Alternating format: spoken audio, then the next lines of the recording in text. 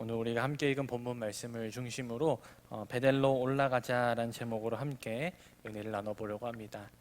우리는 살면서 평안함을 추구합니다. 그래서 어떤 삶의 걱정이나 근심이 없이 어떠한 어려움 없이 그렇게 평안하게 살기를 바라죠. 그리고 실제로 우리가 살다 보면 그러한 순간들이 우리의 삶의 순간순간마다 찾아오기도 합니다. 큰 일을 마치고 나면 어떤 평안한 순간들이 우리 삶에 찾아오는 것이죠. 그런데 사실은 우리에게 있어서 가장 긴장해야 될 때가 바로 그러한 순간이라는 것을 우리는 깨달아야 합니다. 왜냐하면 우리가 그렇게 아무 근심 없이 걱정 없이 어려움 없이 평안한 순간에 마음을 놓고 있다가 우리의 삶의 많은 것들을 놓칠 수 있는 시간이 되기도 하기 때문이죠. 20년 전 고향을 떠나왔던 야곱이 계속 고난을 당했습니다. 고향을 떠나온 이후에 외삼촌 라반으로부터 사기도 당하고 그 외삼촌으로부터 노동력도 착취당하고, 그리고 외삼촌의 문제가 해결되고 약속의 땅인 가나안으로 돌아올 때는 자신의 형 에서와의 문제도 해결해야만 했습니다. 그러니까 야곱의 인생은 끊임없는 문제의 연속이었어요. 그런데 하나님께서 그 모든 문제를 다 해결해 주시고 드디어 이제 약속의 땅, 하나님이 다시 돌아오겠다고 약속해 주신 그 가나안 땅에 야곱이 돌아왔습니다. 그러니 한동안은 야곱이 아주 평안했던 것 같아요.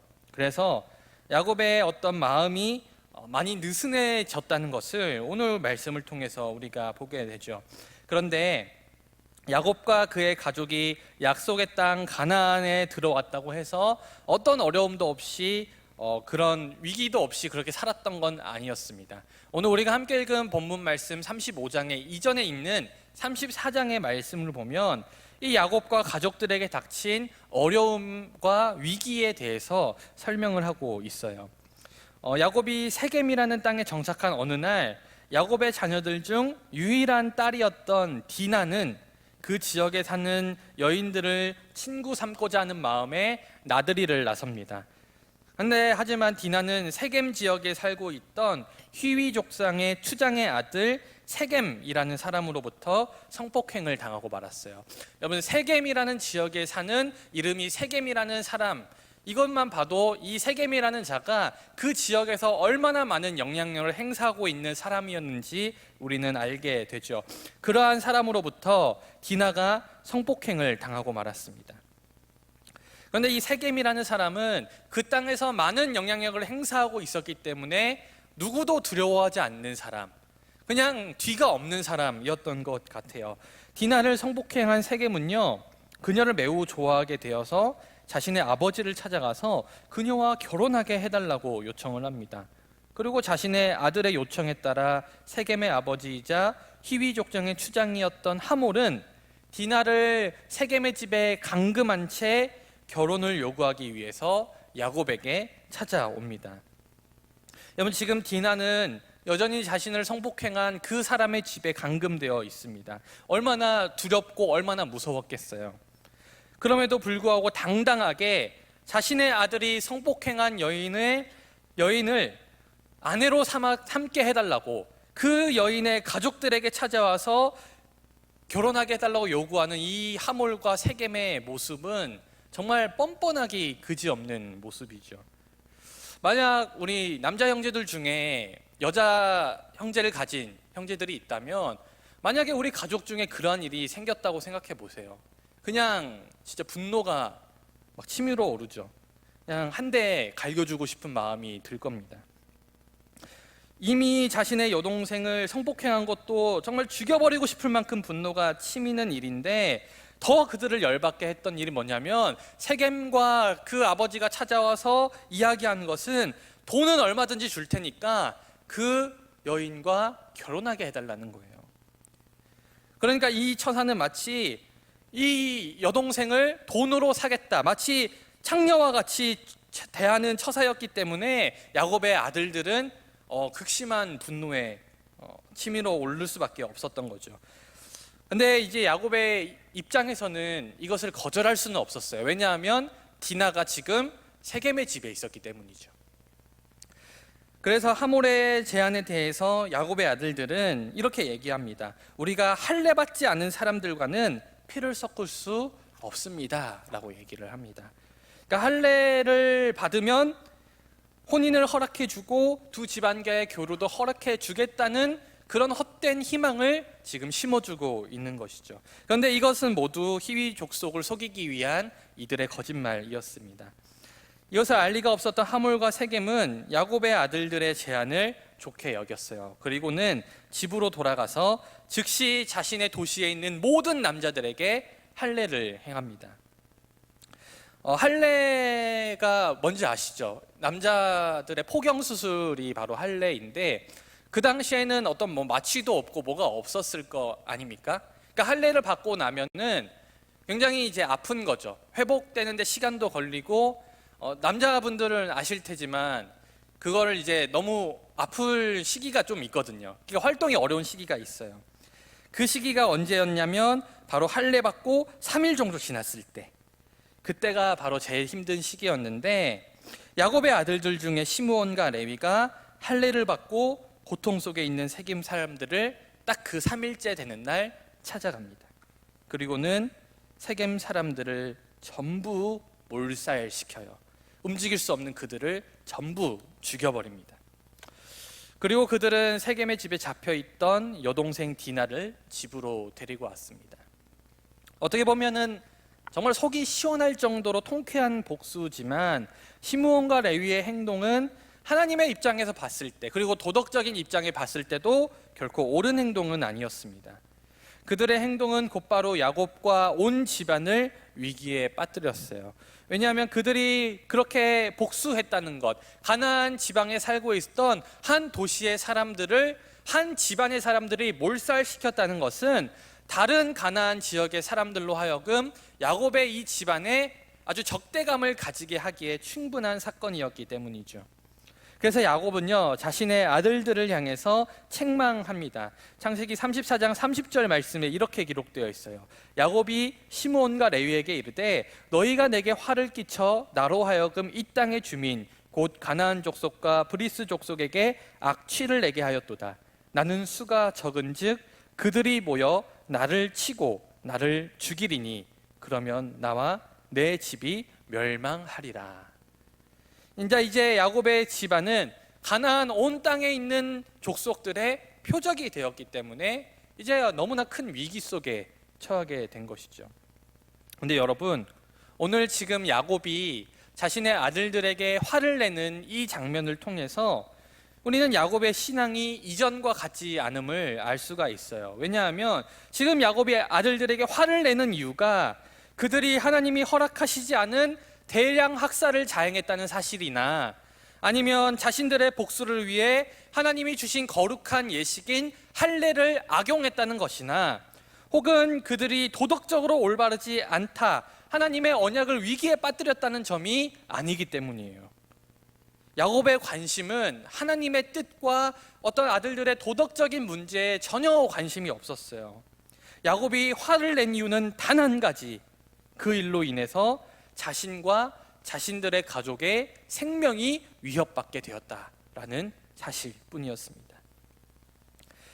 야곱이 가나안 땅에 도착한 이후에 아마 그는 이제 모든 걸 이루었다라고 생각을 했을 거예요.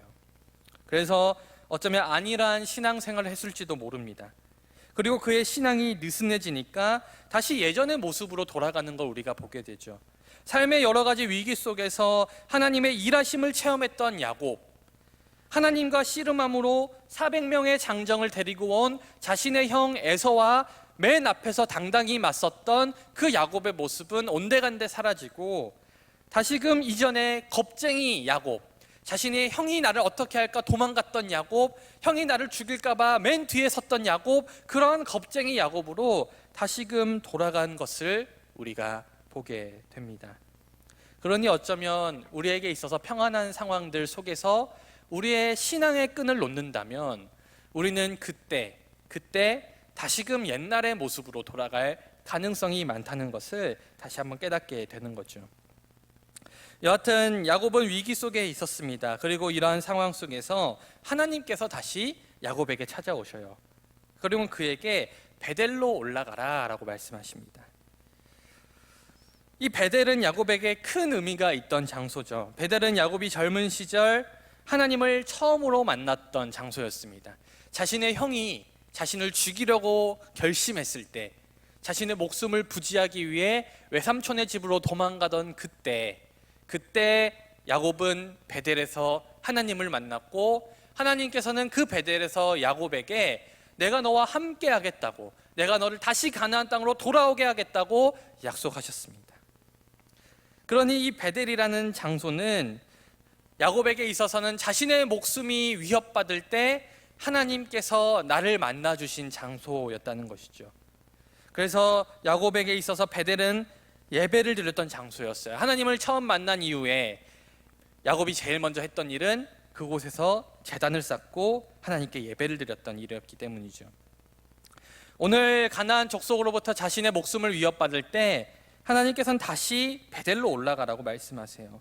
그리고 하나님께서는 걱정과 두려움 가운데 있던 야곱에게 찾아와서 베델로 올라가라고 말씀하셨을 때 야곱은 어쩌면 자신의 젊은 시절의 기억을 떠올렸을지도 모릅니다. 내가 과거에 목숨이 위태롭던 그때 하나님께서 지금처럼 찾아오셨지, 하나님께서 나를 만나 주셨지, 하나님께서 나의 형의 손에서 건져 주셨지, 그 모든 일들을 야곱은 기억했을 것입니다. 그래서 야곱은요, 언제 어디서 어떻게 가나안 족속들이 자신들의 가족을 덮칠지도 모르는 그 급박한 상황 속에서 자신의 가족을 지키고 방어하기보다는 베델로 올라갈 결심을 하게 됩니다. 오늘 야곱이 베델로 올라가겠다고 결심한 것은 바로 자신이 처음으로 하나님을 만났고 하나님을 예배했던 그 예배의 장소로 돌아가겠다고 결심한 거예요. 즉 자신이 가장 괴로울 때 뜨겁게 하나님을 예배했고 은혜를 체험한 그 장소로 내가 다시 돌아가겠다고 결단한 것입니다. 그래서 그는 하나님께 정성을 다해서 예배를 드릴 준비를 합니다. 그는 가족과 일행이 가지고 있던 모든 우상들을 땅에 묻고 몸을 씻고 깨끗한 옷으로 갈아입었습니다. 세상에 여러분, 야곱의 집안에 우상들이 있었어요.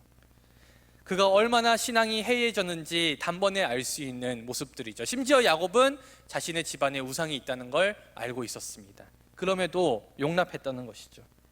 그런데 지금 자신의 인생의 위기가 닥치고 다시금 하나님을 찾을 때가 오자 야곱은 과감하게 우상들을 다 버리고 베델로 올라가자고 이야기를 합니다. 함께한 사람들이 우상을 섬길 만큼 신앙의 침체기를 겪었던 야곱. 하지만 야곱이 우리와 다른 점은요, 그가 베델로 올라가기로 작정한 이후에는 모든 우상을 버리고 아주 철저하게 예배의 자리로 돌아갈 준비를 했다는 사실이죠. 그리고 모든 준비와 결단을 마친 후에 야곱은 이렇게 선포합니다. 일어나 베델로 올라가자. 일어나 베델로 올라가자. 사랑하는 여러분, 우리 모두는요, 신앙생활 속에서 어떤 침체기가 찾아올 때가 있어요. 그리고 그건요, 절대로 잘못되거나 이상한 일이 아닙니다. 왜냐하면 여전히 우리는 연약하기 때문이고 여전히 우리는 늘 하나님을 붙들기에는 부족한 사람들이기 때문이죠. 그리고 우리는 세상 속에서 살다 보면 하나님을 놓칠 때가 너무나도 많이 있습니다.